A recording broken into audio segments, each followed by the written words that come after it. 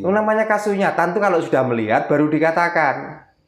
Nah, belum melihat kok dikatakan. Makanya orang-orang beragama itu selalu menyaksikan barang yang tidak terlihat.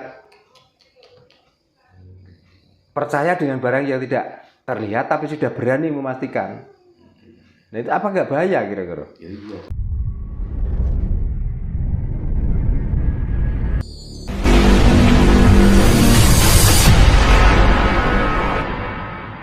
Intinya untuk penentuan jari wong Islami Ramadan 2005 tahun depan sudah bisa Pak ya?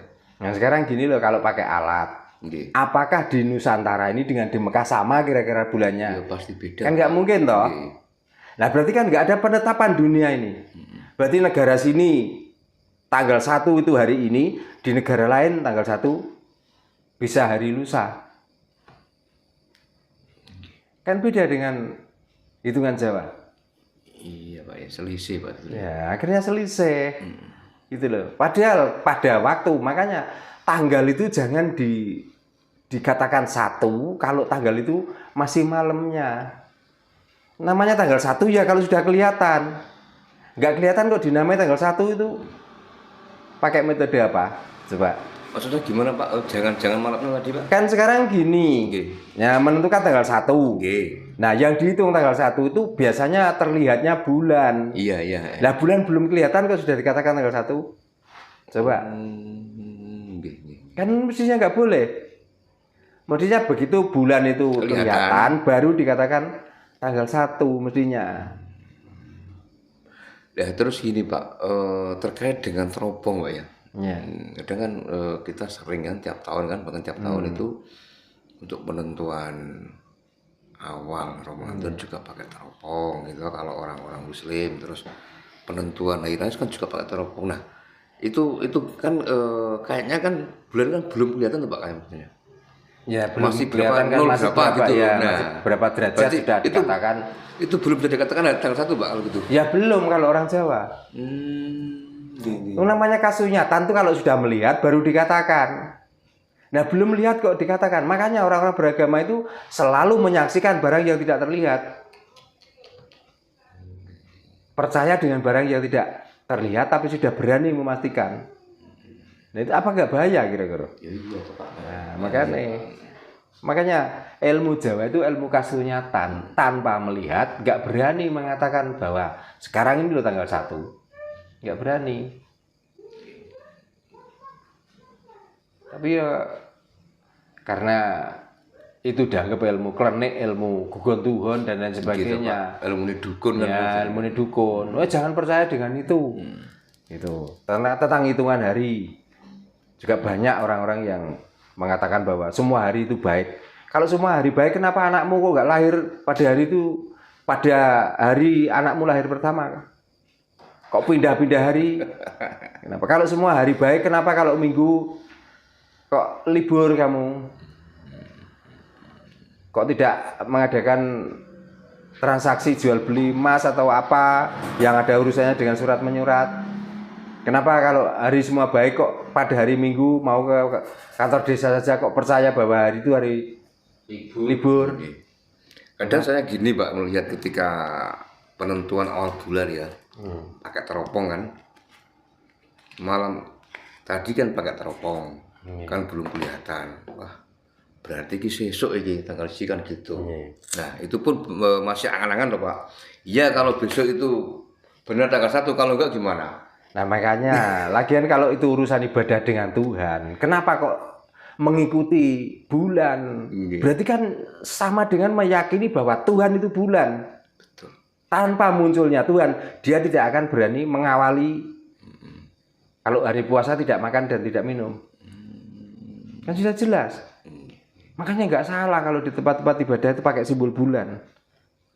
Jangan-jangan yang dimaksud Tuhan yang begini, yang begitu itu bulan. Gitu loh. Kadang saya gini Pak melihat ketika penentuan awal bulan ya, pakai teropong kan, malam tadi kan pakai teropong, kan belum kelihatan. Wah, berarti besok ini tanggal kan gitu. Nah, itu pun masih angan-angan loh Pak. Iya kalau besok itu benar tanggal 1, kalau enggak gimana? Nah makanya, lagian kalau itu urusan ibadah dengan Tuhan, kenapa kok mengikuti bulan?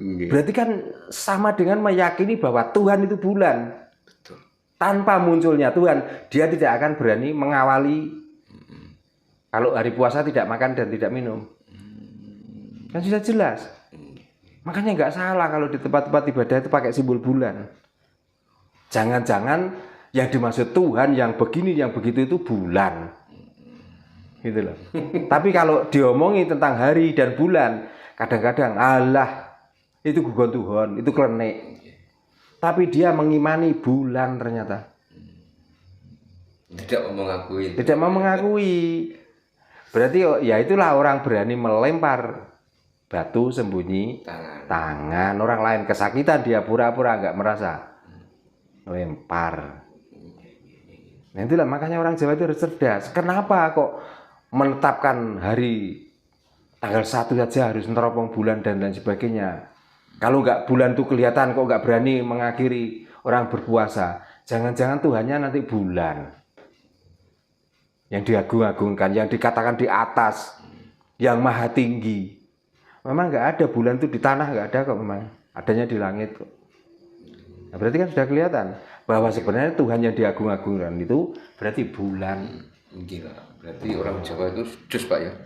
Saya ingat dulu Mbah juga gitu Pak. Ya diakui nggak diakui. Misalkan mau musim tanam, musim hujan itu kan tahu sebenarnya itu mesti tanggal itu terus mulai hujan kan seperti itu Pak. Mungkin dia pakai hitungan gitu Pak ya mungkin Pak ya. Ya pakai hitungan itu. Dan itu pun pasti Pak maksudnya. Selisih paling 1 hari 2 hari. Sekarang gini saja.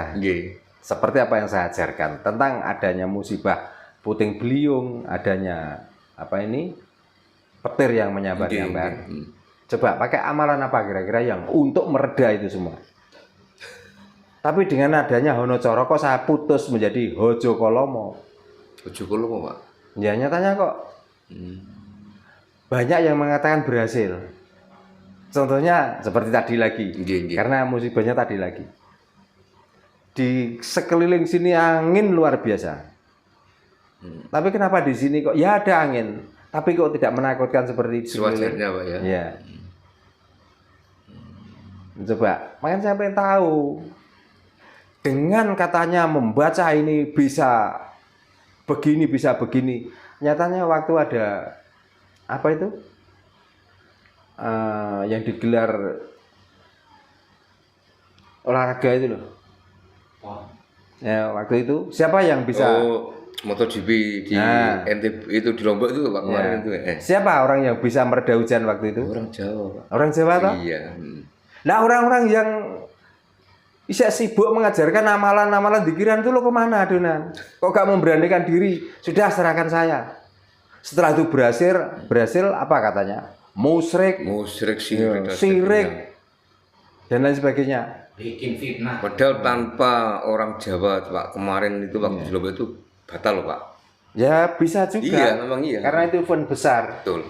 Itu berapa triliun yang rugi negara. Nah, ya. Kenapa kok enggak orang-orang yang selama ini mengajarkan yang katanya dia dekat dengan Tuhan, yang katanya dia keturunan Nabi, yang ada lagi yang memperlihatkan di YouTube ceramah tiba-tiba melirik ke atas gini dan mengatakan dia itu melihat Nabi. Kok enggak orang-orang seperti itu yang waktu itu terus enggak usah repot-repot, enggak usah mencari dukun. Dah tak atasane kok enggak ngono. Tapi begitu melihat orang berhasil, apa yang terjadi? Yang diucapkan ini cemoohan, hujatan. Berarti kan cemooh, hujatan ini ajaran orang siapa toh? Kan orang-orang agama. Makanya kalau ini diterus-teruskan, negara ini akan menjadi negara dongeng akhirnya. Padahal dengan apa yang dilakukan Mbak Rara ketika itu Pak, itu suatu bentuk Pak. Jadi beliau itu menunjukkan kehebatan orang Jawa. Dari intinya itu agar orang-orang kita yang sebenarnya masih ya kalau dibilang hebat memang hebat. Cuman kan gini, kalau kita mampu kenapa tidak? Nah, gitu loh. Betul Pak. Kenapa harus pakai orang lain Pak ya? Ngapain kita tuh banyak ngomong daripada tidak ada bukti? Mendingan kita buktikan. Untuk apa keluar-keluar? Terus setelah itu apakah Mbak Rara waktu itu lalu apa? Dia mengajak orang banyak, ayo ikuti aku supaya kamu bisa seperti saya. Kan enggak toh? Coba kalau orang-orang itu bisa satu saja, ya entah apa yang dihasilkan lah. Nantilah yang namanya kurofat, yang namanya dogma, yang namanya doktrin harus luar biasa. Nantilah memaksa-maksa kita tuh harus diikuti. Ketemu harus salaman, harus mencium tangannya, karena dia tuh wali. Karena dia tuh pemilik surga, dia yang membawa kuncinya surga, nantilah gitu. Wis diomongi wong Jawa kuwi wis ora butuh swarga, gak usah diajari swarga nemen-nemen, percuma rugi. Orang Nusantara kelihatannya wis gak butuh swarga. Yang dibutuhkan sekarang tuh swalego. Karo weteng wareg itu yang dibutuhkan.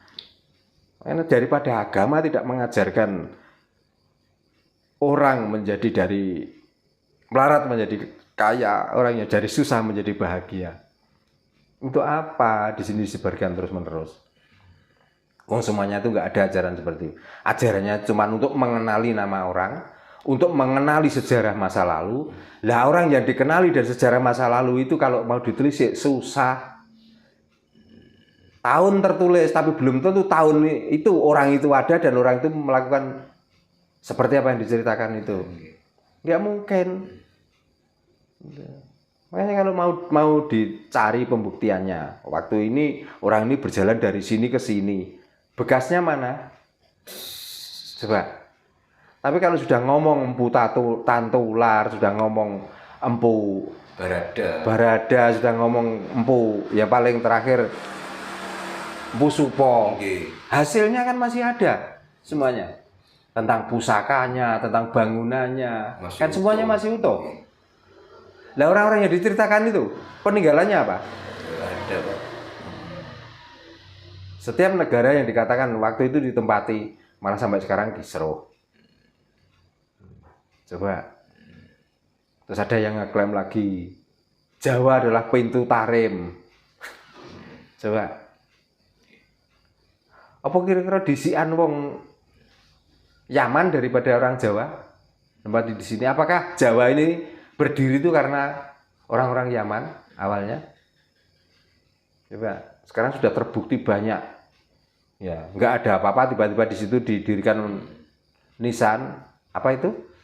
Ya nisan ya. Iya, nisan. Nah, nisan katanya lewat mimpi saya menemukan ada seorang wali yang di makam di sini. Setelah sekarang dibego, ternyata di dalamnya nggak ada apa-apa. Kok tanah kosong? Nah ini buktinya bahwa orang-orang itu sebenarnya mau merebut Nusantara ini dari orang-orang Nusantara. Maka orang Nusantara digilakan dulu otaknya. Setelah gila, gampang untuk menguasai orang Nusantara. Ngomongnya ada pasukan gajah, tapi buktinya sampai sekarang kok nggak pernah ada yang menemukan taring gajah di sana, Pak ya. Nah makanya paling nggak kan waktu itu gajah itu matinya kan kena kerikil-kerikil dari neraka toh. Masa waktu itu gajahnya terus dimuat kontainer terus dibuang ke negara lain? Kan nggak mungkin, Pak. Kan nggak mungkin. Waktu itu kan belum ada alat berat. Nah, pasti kan di sana. Pasti ada. Nah, masa wong kono iku gak tahu duduk-duduk lemah kira-kira. Kok gak tahu petuk taringnya gajah. Paling tidak tulangnya lah, tulangnya gajah. Gitu loh. Makanya itu adalah tafsir-tafsir orang mimpi, cerita-cerita orang mimpi yang dipatenkan dan itu sudah berani disiarkan. Makanya sadarlah, takutlah. Maksud kita itu mau mengikuti pembohong terus-menerus sampai sekarang. Kita diajari untuk membohongi terus-menerus dengan embel-embel pahala. Coba. Mendingan kita ngomongkan Candi Prambanan. Mendingan kita ngomongkan Candi Cetha, jelas. Bukti juga ada. Bukti juga ada. Sekarang mengagumi bangunan di sini banyak bangunan tua yang ditinggalkan leluhur kok. Tentang ajaran di sini juga banyak ajaran-ajaran leluhur yang sangat sakti kok. Sampun matur sembah nuwun Mbak Tano. Rahayu. Nggih, rahayu.